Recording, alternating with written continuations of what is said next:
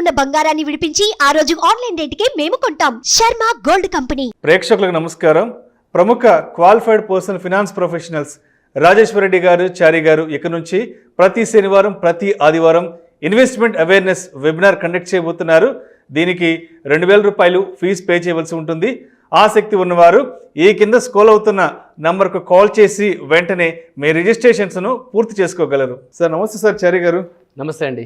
Sir చారి గారు, government job లాంటి ఒక రెగ్యులర్ ఇన్కమ్ ఉండే ఒక dignified investment options, investment instruments ఏదైనా ఉంటే చెప్పగలరు?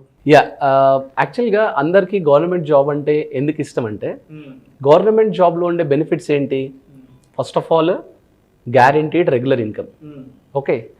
రెండవది వాళ్ళకి పెన్షన్ వస్తుంది, బెనిఫిట్స్ ఉన్నాయి, పెన్షన్ వస్తుంది. తర్వాత రిస్క్ ఫ్రీ ఉంటుంది.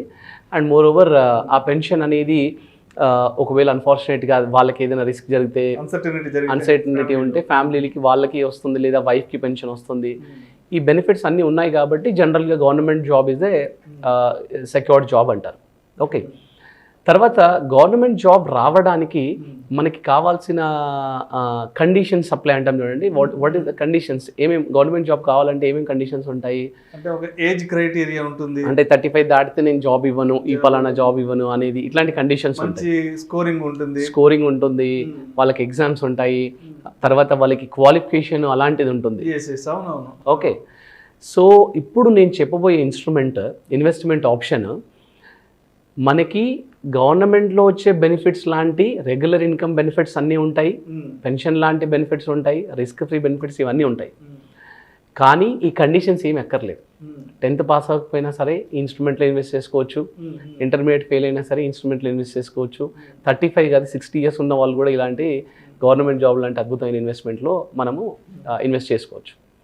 సో ఈ ఇన్వెస్ట్మెంట్ పేరే systematic investment plan, SIP plus systematic withdrawal plan, SWP.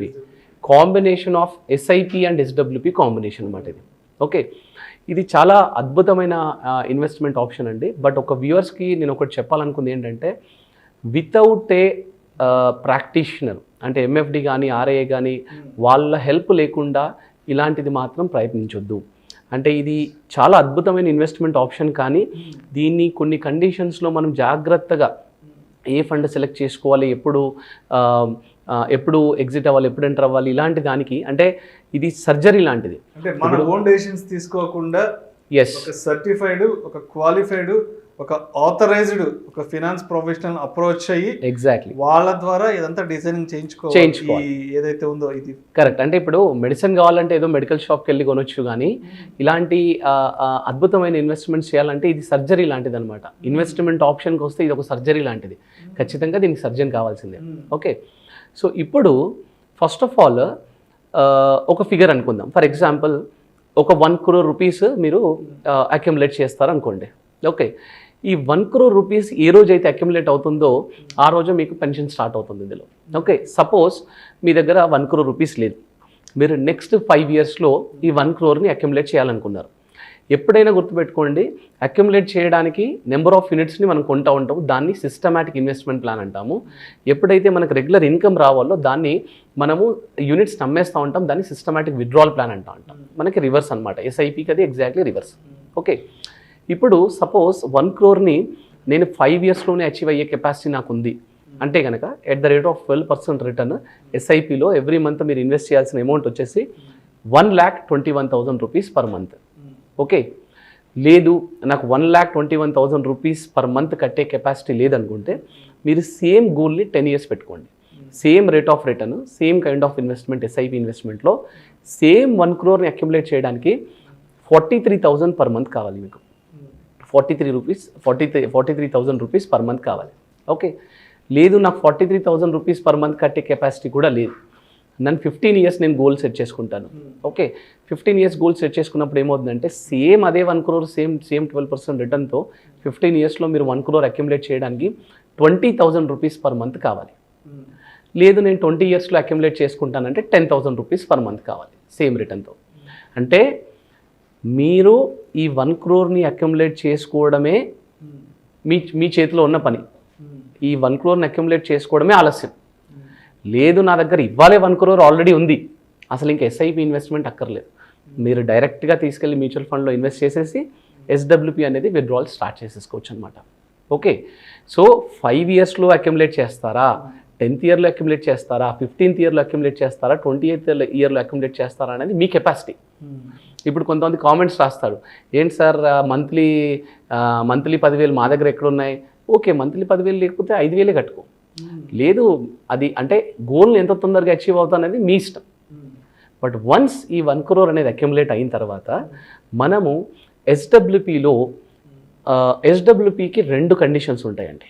ఒకటి బేసిక్ కండిషన్ ఏంటంటే విత్డ్రాల్ పర్సంటేజ్ అనేది చాలా తక్కువ పెట్టుకోవాలి మనం. అంటే 6% విత్డ్రాల్ పెట్టుకుంటే that will be much better, much safer. So విత్డ్రాల్కి వెళ్ళినప్పుడు చాలా కన్జర్వేటివ్ ఫండ్కి వెళ్ళాలి మనము. విత్డ్రాల్ అనేది కూడా అంటే మార్కెట్స్లో ఎక్కువ ఈక్విటీస్లో ఎక్కువ ఇన్వెస్ట్మెంట్ అయ్యే ఆప్షన్స్ కాకుండా మనకి arbitrage categories, balanced hybrid funds ఉంటే వాటిలో ఇన్వెస్ట్ చేసుకొని జాగ్రత్తగా పర్సంటేజ్ ఆఫ్ విత్డ్రాల్ని సెలెక్ట్ చేసుకోవాలి. 6% ఇస్ రీజనబుల్ ఫిగర్ అనమాట.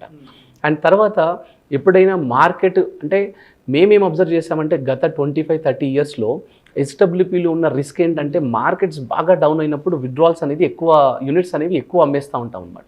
సో అలా కాకుండా మనము దానికి బ్యాకప్ లాంటి ఒక చిన్న ప్లాన్ పెట్టుకోవాలి. ఒక 3-4 lakhs పక్కన పెట్టుకొని మిగతాదంతా మనం ఇన్వెస్ట్ చేసుకునేలాగా పెట్టుకోవాలన్నమాట.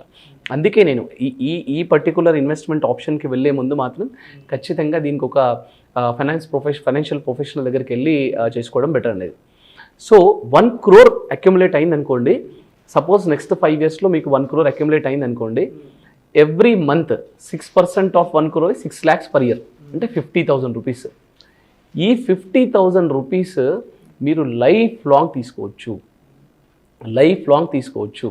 ఓకే, రెండవది ఈ 50,000 rupees కాస్త అన్ఫార్చునేట్లీ మీకు ఏదైనా రిస్క్ జరిగితే ఇదే 50,000 rupees మీ వైఫ్ కూడా లైఫ్ లాంగ్ తీసుకోవచ్చు. తను ఒకవేళ తనకు రిస్క్ జరిగితే పిల్లలు లైఫ్ లాంగ్ తీసుకోవచ్చు. అంటే ఇది కరెక్ట్గా యూస్ చేస్తే కనుక మనం అంటున్న గవర్నమెంట్ జాబ్ కంటే కూడా అద్భుతమైన ఇన్వెస్ట్మెంట్ ఆప్షన్ అనమాట. ఓకే, సో ఈ 1 crore మీరు ఇమ్మీడియట్గా ఇవ్వాలే ఉంటే కనుక నెక్స్ట్ మంత్ నుంచే మీరు 50,000 rupees తీసుకోవచ్చు. 5 yearsలో అక్యుములేట్ చేస్తే అక్కడి నుంచి 50,000 తీసుకోవచ్చు. అండ్ ఆ తర్వాత సో దీనికి మనకు ఫస్ట్ ఆఫ్ ఆల్ నేను అన్నాను కదా, ఏజ్ క్రైటీరియా ఏమీ లేదు. మీ బాబు నేమ్ మీద ఇన్వెస్ట్ చేస్తారా చేసుకోండి, లేదా మీ ఫాదర్ నేమ్ మీద ఇన్వెస్ట్ చేస్తారా చేసుకోండి. సో ఏజ్ క్రైటీరియా లేదు, దీనికి ఒక క్వాలిఫికేషన్ అక్కర్లేదు. ఓకే, దీనికి కండిషన్స్ అప్లై లాంటివి ఏమీ అక్కర్లేదండి. ఓకే, సో ఒక్కటి ఏంటంటే ఇన్వెస్ట్మెంట్ చేసినప్పుడు ఏమవుతుందంటే సపోజ్ మనం 10 years టార్గెట్ పెట్టుకున్నాము, ఎవ్రీ మంత్ 43,000 rupees ఇన్వెస్ట్ చేసుకుంటూ వస్తున్నాము, మనకు నెంబర్ ఆఫ్ యూనిట్స్ అక్యుములేట్ అవుతూ ఉన్నాయి. మనకు 10th yearకి వచ్చేసరికి 1 crore అక్యుములేట్ అయింది.